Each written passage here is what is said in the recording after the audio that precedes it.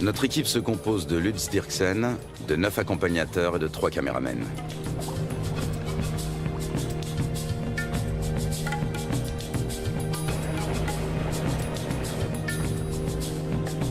Même en pleine saison sèche, le niveau de l'eau est toujours très élevé. C'est de plus en plus souvent le cas ces dernières années. Pas un seul banc de sable isolé où les animaux pourraient prendre le soleil. Apercevoir des anacondas s'annonce difficile. Le grand anaconda, aussi appelé anaconda vert, vit à l'est des Andes, près des grands systèmes hydrologiques. On connaît bien la vie de ces serpents dans les zones marécageuses du Venezuela, les llanos.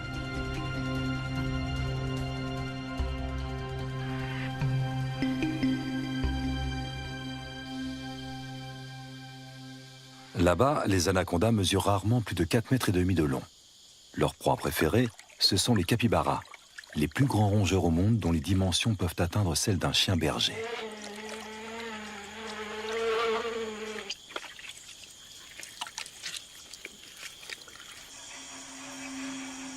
Pendant la saison sèche, la savane se transforme.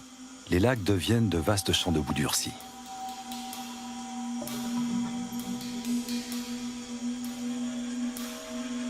Difficile pour un anaconda de plus de 4 mètres de trouver un point d'humidité qui lui permettra de supporter la chaleur.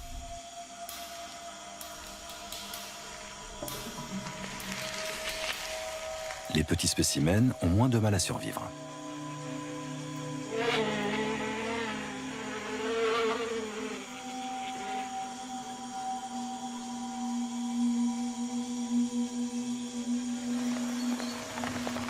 Début avril, la saison sèche touche à sa fin et les premières gouttes d'eau se transforment vite en pluie torrentielle.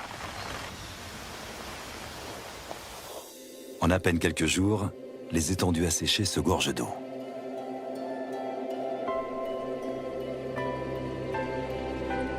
L'anaconda retrouve enfin son élément de prédilection.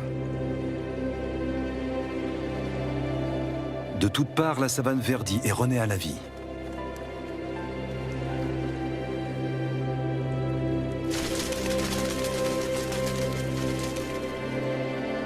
Les anacondas qui vivent au bord du fleuve sont différents de leurs congénères de la savane. Ils peuvent mesurer jusqu'à 9 mètres de long. Contrairement à leurs congénères vénézuéliens, on sait très peu de choses sur leur mode de vie.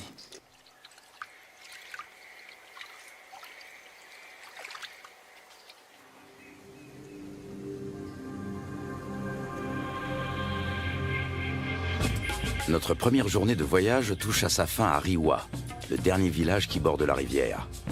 Un monde sauvage nous attend ensuite.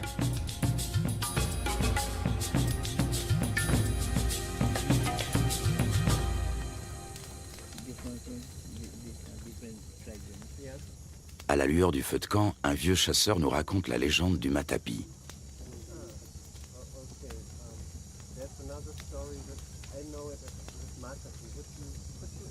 Cet ustensile permet aux femmes d'extraire le jus toxique du manioc. L'idée en est venue à un chasseur alors qu'il observait un anaconda en train de se nourrir.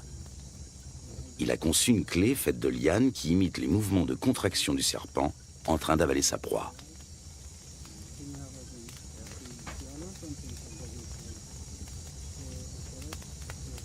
Fascinant. Tout autant que le ciel qui brille de 1000 étoiles au-dessus de nos têtes.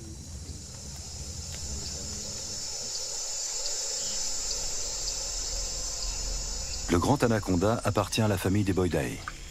Il tue en enroulant étroitement son corps musculeux autour de sa victime jusqu'à ce qu'elle meure étouffée. Ses dents sont orientées vers l'arrière, ce qui lui permet de la maintenir, sans toutefois la découper. Il n'a donc pas d'autre choix que de l'engloutir en une seule fois.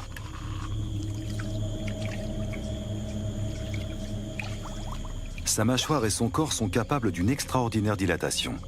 Comme il ne peut déglutir, il détend puis contracte ses muscles. Grâce au mouvement ondulatoire de ses anneaux, il fait progresser sa proie toujours plus profondément dans son œsophage.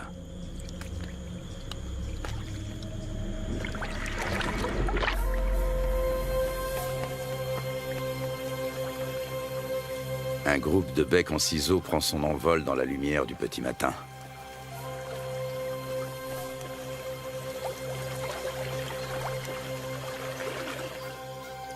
Les bateaux sont chargés.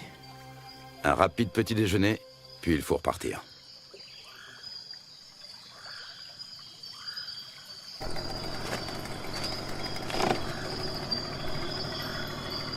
Encore 3 longues journées de bateau nous attendent.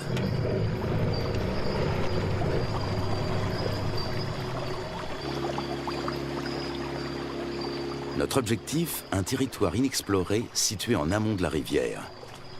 Il y a 2 ans, des chasseurs y ont observé des anacondas de plus de 6 mètres de long. Lutz Dirksen a l'intention de remonter cette piste. Il souhaite également réaliser la cartographie des espèces que l'on peut rencontrer dans la région. Plus nous progressons et plus la nature nous semble vierge.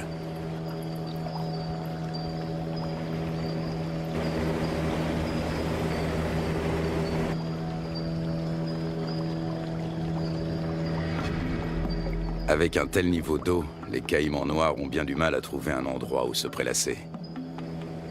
Les plus gros spécimens, eux, ont trouvé leur place au soleil.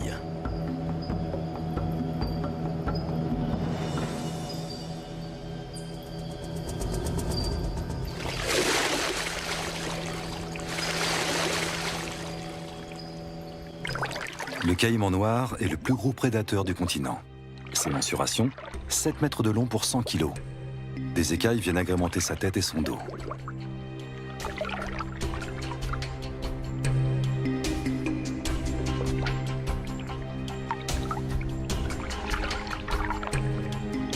La peau cuirassée de son ventre et de sa gorge est particulièrement épaisse et dure. Sa mâchoire supérieure est typique de son espèce. Toute dent qui tombe repousse invariablement.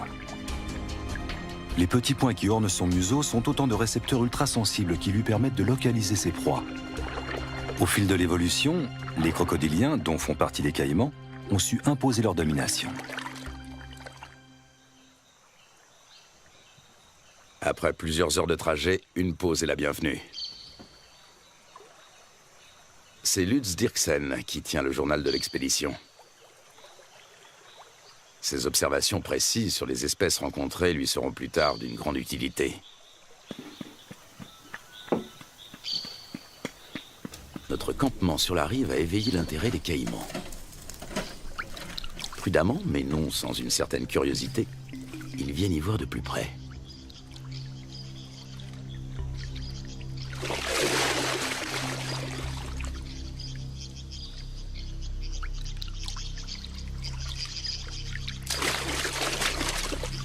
Une mesure d'intimidation s'impose.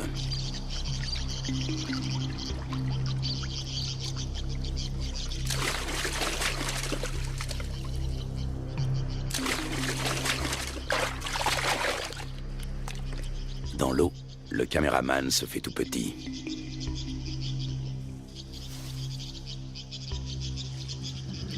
La bête est encore loin. Comment l'attirer sur un banc de sable pour mieux l'observer? La prudence est de mise. Le caïman commence par suivre le comportement des vautours. Une fois sûr qu'aucun danger ne menace, il vient récupérer les restes de repas que nous avons disposés en guise d'appât.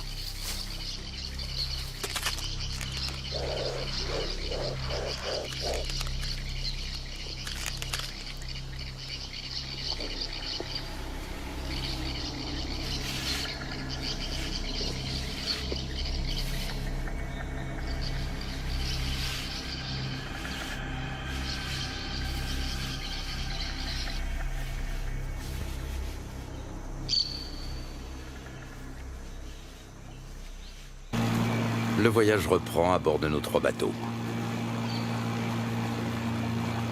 Dans ce virage, la rivière a creusé une profonde entaille dans la berge et coule désormais tout droit.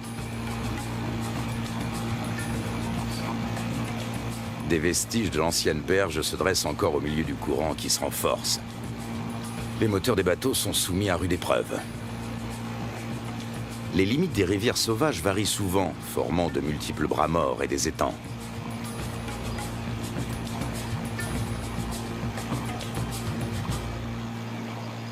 L'après-midi suivant, nous croisons une famille d'otaries géantes.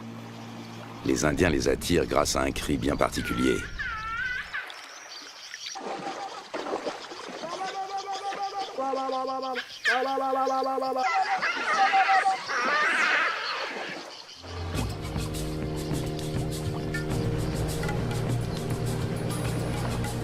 Nous touchons enfin au but. Il ne peut s'agir que de l'endroit dont les chasseurs ont parlé. C'est ici que nous allons nous établir pour partir à la recherche des grands anacondas. Nous remontons notre équipement aussi loin que possible de la rivière. Par temps de pluie, les eaux peuvent monter très vite.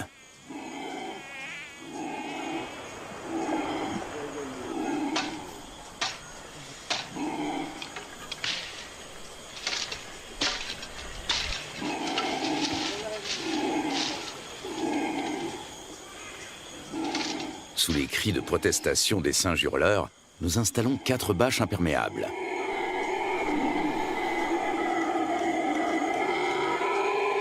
Une bâche pour la cuisine.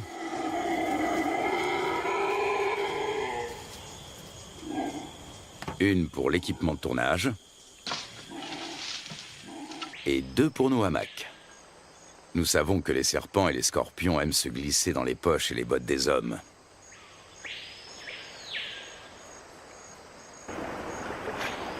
Du poisson frais vient compléter nos rations de riz, de pâtes et de haricots.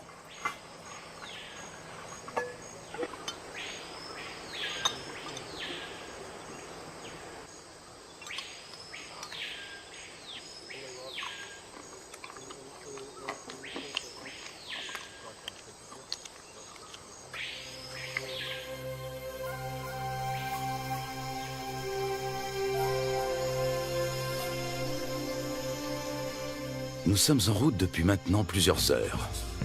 En raison des fortes précipitations, les eaux sont encore très hautes, au point que les branches gênent notre progression. Les animaux n'ont pas besoin de venir à la rivière pour trouver de l'eau.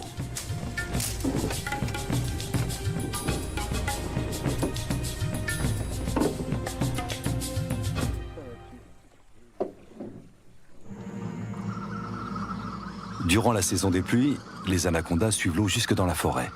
Ils passent toute leur vie dans les marécages. Même leur venue au monde a lieu en milieu aquatique. Dans le corps de leur mère, les embryons grandissent à l'intérieur des œufs. Lorsque ceux-ci sont prêts à éclore, les jeunes s'extirpent de la coquille avant d'être sortis du ventre de la mère. Ils naissent ensuite sous forme de petits serpents parfaitement développés. Ils sont tout de suite dans leur élément. Le nombre de jeunes dépend du gabarit de la mère. Chez une grande femelle, une portée peut compter plus de 80 serpenteaux.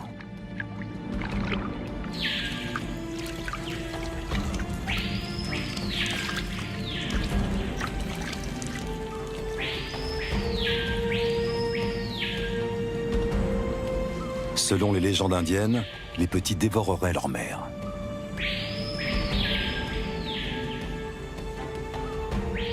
Un certain nombre de serpenteaux s'éloignent quelques minutes à peine après leur naissance. Ce sont déjà des prédateurs à part entière avec un redoutable instinct de chasseur.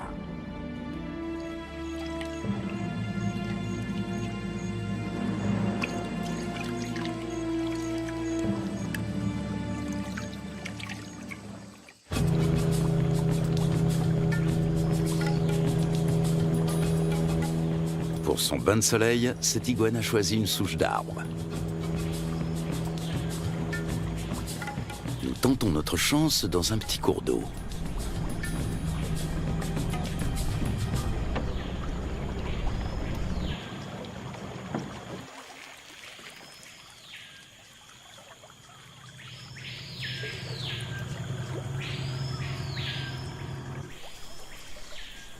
Aux aguets, notre capitaine a repéré un mouvement et attrapé le responsable.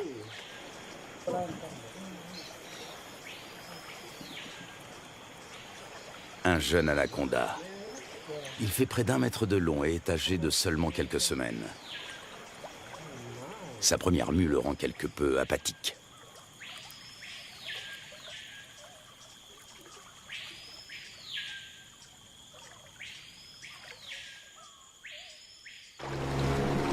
De retour à bord du bateau, le soleil se fait brûlant. La saison sèche semble enfin arriver. Il faudra toutefois attendre plusieurs jours pour que le niveau des eaux baisse.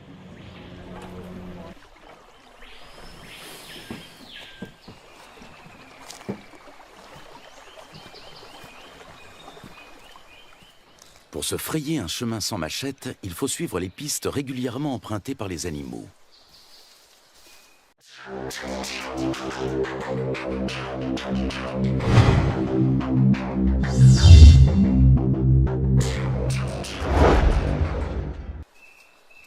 Voici un boa constrictor.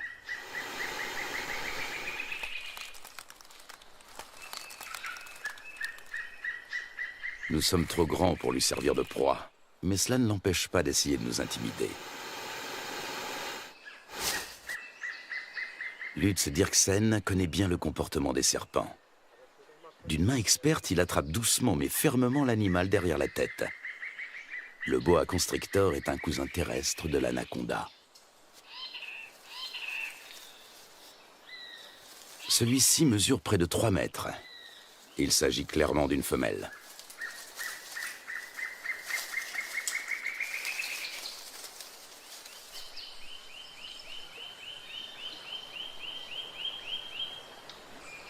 Encore un jeune anaconda. Lorsqu'ils sont âgés d'à peine quelques jours, ils se montrent particulièrement agressifs.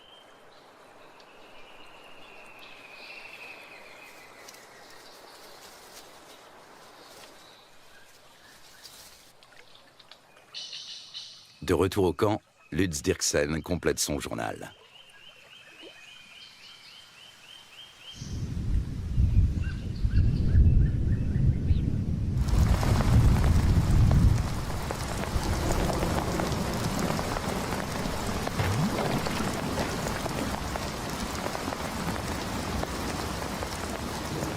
Ces 4 dernières années, la Guyane n'a pas connu de saison sèche normale.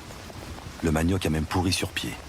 À l'origine de cela, les phénomènes météorologiques tels que la Niña et le réchauffement climatique.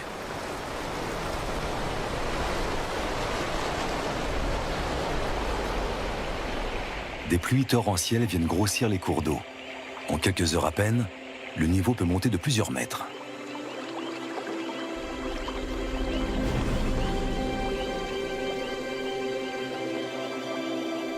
Les forêts qui bordent les rivières ont l'habitude de ces caprices saisonniers.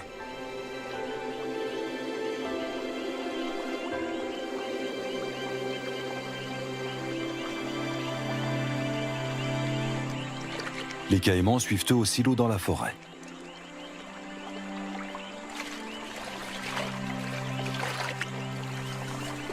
Même le tapir trouve de la nourriture sous l'eau. En plus des fruits et des feuilles, il est friand de plantes aquatiques. Il faut dire que dans l'ombre des sous-bois, ce gros ongulé peine à trouver de quoi se nourrir correctement.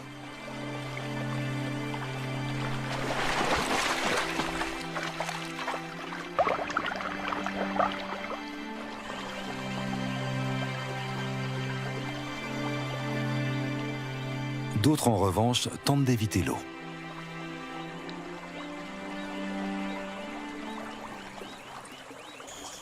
Au beau milieu de la nuit, le niveau d'eau a encore subitement monté de plus de 3 mètres.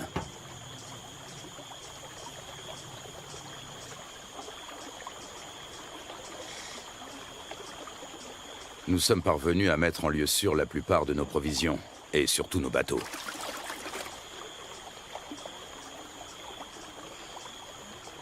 Il faut dresser maintenant le bilan des dommages.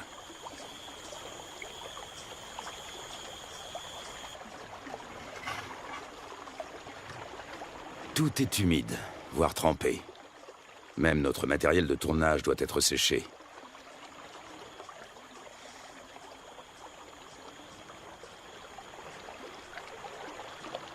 Continuer ou faire demi-tour? Telle est la question.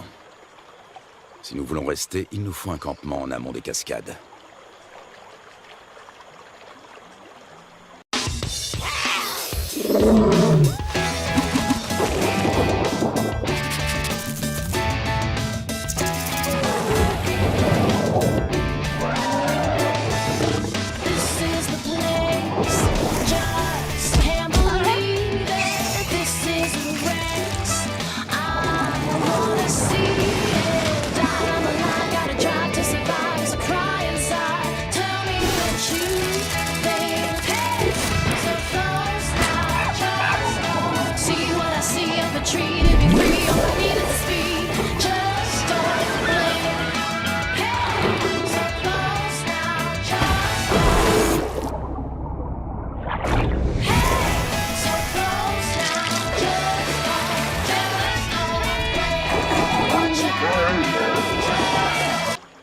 à condition de venir à bout de celle-ci.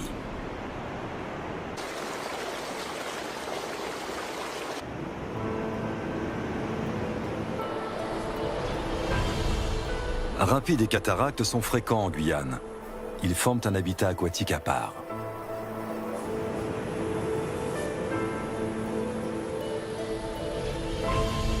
Les vautours s'attribuent les victimes de noyades.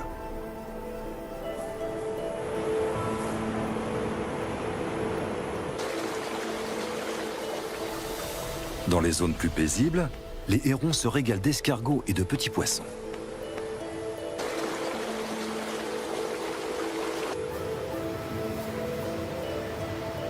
Les loutres géantes, elles, aiment chasser dans les remous poissonneux.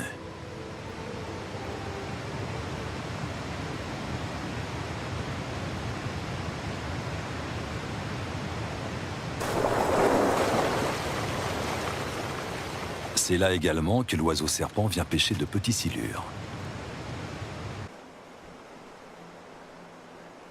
Nous sommes sur le territoire du jacara, la seule espèce de caïman qui évolue dans ces eaux torrentielles.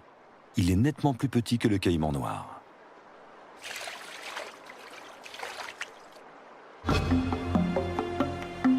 Après en avoir débattu, la décision est enfin prise. L'équipe va se séparer. Un bateau va prendre le chemin du retour. L'équipe de tournage, accompagnée de 6 des guides, va relever le défi et continuer la route vers l'amont. Impossible de savoir ce qui nous attend. Peu de gens se sont déjà aventurés au-delà de ces cascades. Pour y parvenir, il nous faut des troncs d'arbres. Ils vont nous servir à faire avancer les bateaux tout en protégeant leurs coques.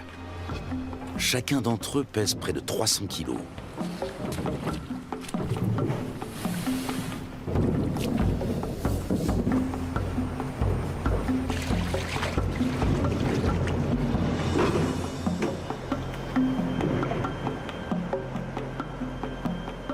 Lutz Dirksen repère un cousin de l'anaconda. Il s'agit d'un Corallus hortulanus qui vit dans les arbres.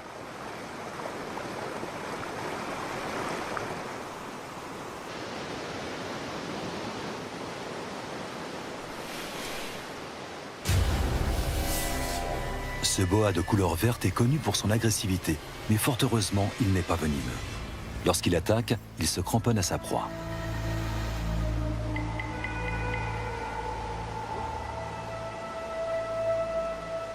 Au niveau de sa lèvre supérieure, on distingue ses fossettes sensorielles. Il s'agit de détecteurs de chaleur qui l'aident à repérer ses victimes, même de nuit.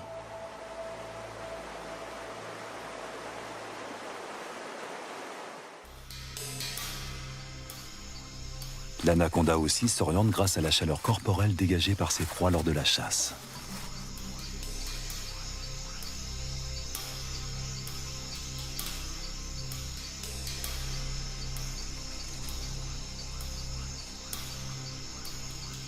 Peut-être distingue-t-il le paca comme à travers une caméra infrarouge.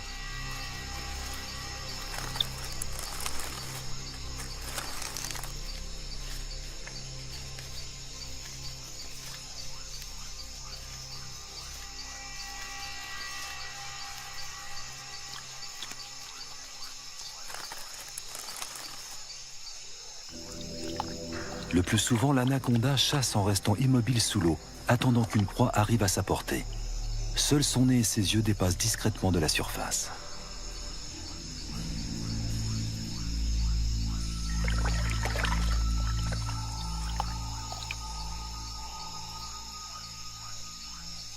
Avec sa langue fourchue, il détecte la moindre odeur.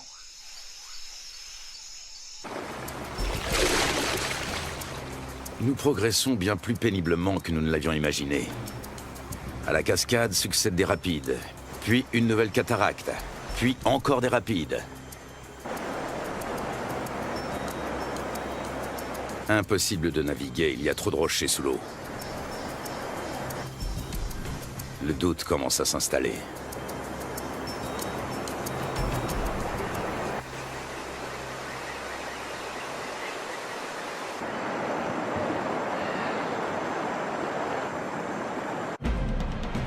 Dans le cours supérieur, les eaux sont particulièrement impétueuses.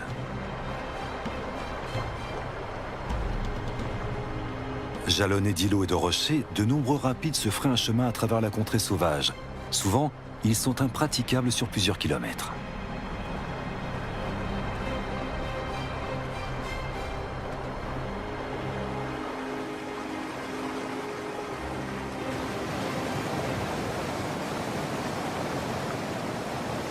Les jacaras ont compris que les poissons leur tombent directement dans la gueule pour peu qu'ils se placent au bon endroit.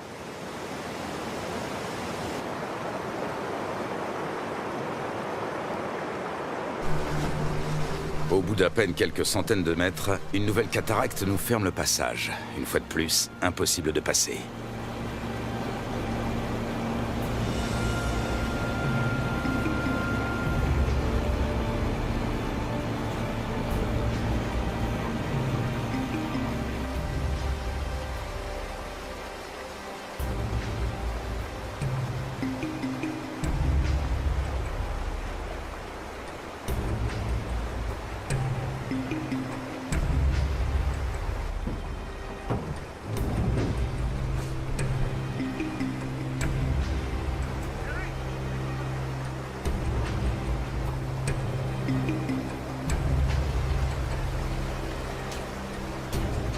Nous progressons lentement.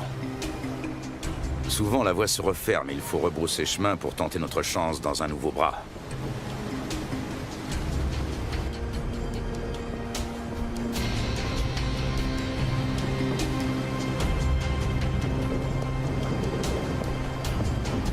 Il nous aura fallu une journée entière pour parcourir 500 mètres.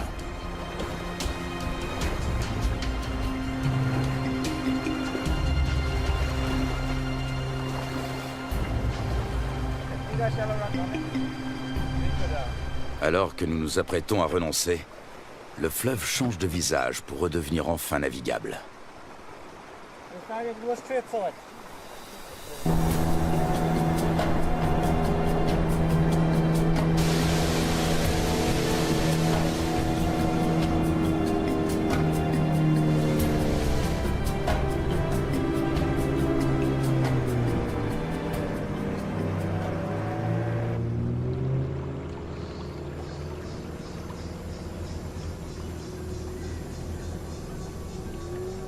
Devant nous, la rivière se dédouble. Un monde intact nous attend.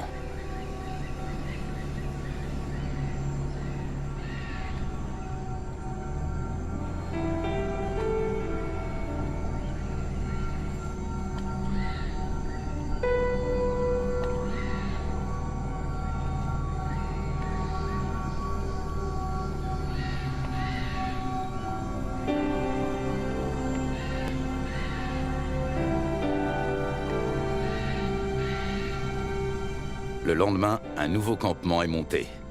Cette fois, nous espérons être à l'abri des eaux.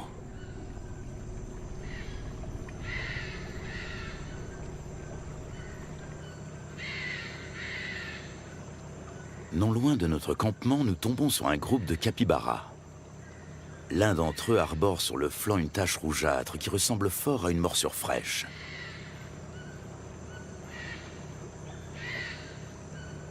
Les rongeurs ne semblent pas gênés par notre présence. Ailleurs, ils se montrent plus farouches. Ici, ils ne redoutent que le jaguar et l'anaconda. Et puis, au milieu d'un enchevêtrement de branches, il est là, immobile. Il a pourtant perçu notre présence depuis un bon moment.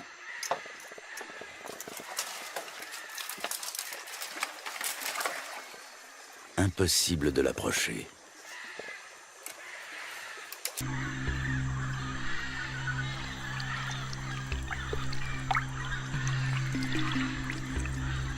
L'accouplement peut durer jusqu'à 4 semaines.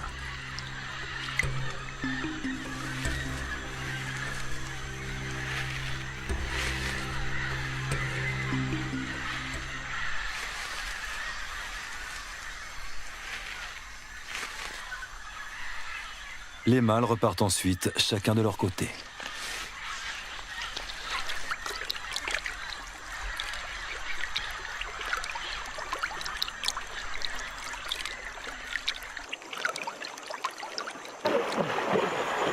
Soudain, nous faisons une découverte de taille. Un serpent géant tout près de la rive.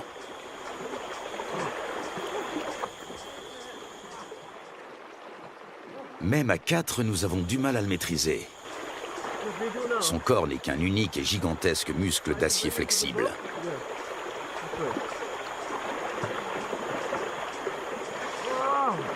Il doit avoisiner les 200 kilos.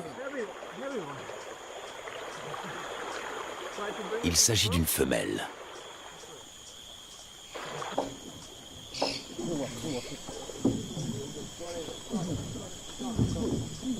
Sur la berge, nous pouvons la mesurer en toute tranquillité.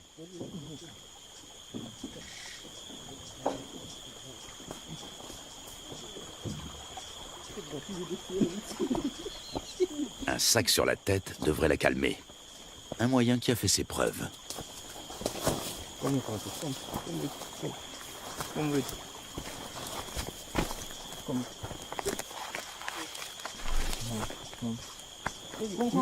Nous parvenons à la ramener à terre sans trop de résistance. Avec sa taille, elle ne connaît plus aucun prédateur naturel.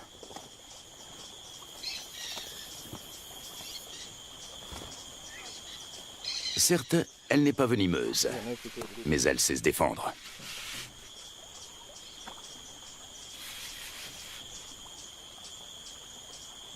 Tenez-la, pendant que je mesure. Une telle géante peut infliger de graves blessures. Une fois refermées sur leur proie, ses mâchoires ne se rouvrent pas facilement. Solides, acérées et orientées vers l'arrière, ses dents sont de véritables crochets. On distingue parfaitement sa trachée située à l'avant de la gueule.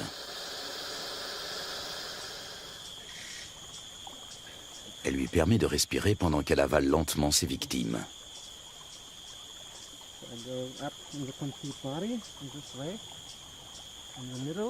L'anaconda fait jouer ses muscles. Difficile de prendre ses mesures.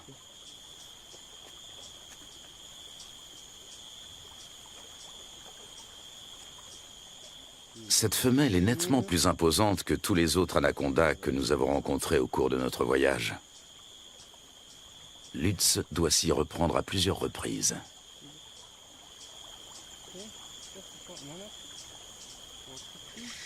« 4,50 m.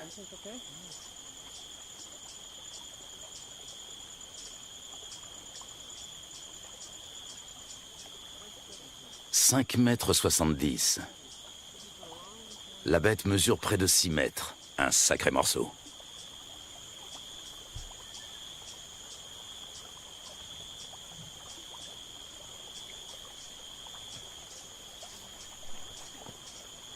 Lutz mesure la circonférence de son corps à l'endroit le plus fort.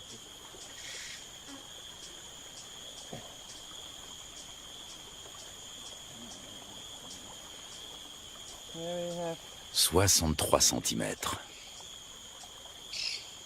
Il s'assure que le dessin de ses écailles correspond bien aux descriptions scientifiques du grand anaconda.